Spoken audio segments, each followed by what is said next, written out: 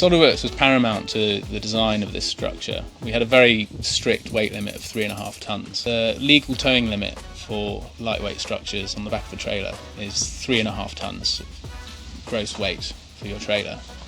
It was a very much a sort of design challenge to create this space and keep it under that 3.5 tonne limit. Before we started building anything at all, we had a good idea of what all of our framework weighed. Using SolidWorks, we could accurately predict the weight of everything that we put into the build.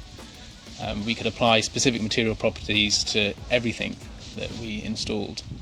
And what that meant was that when we actually came to weighing the built project, we put it on the weighbridge and it came in at 3.4 tonnes, bang on.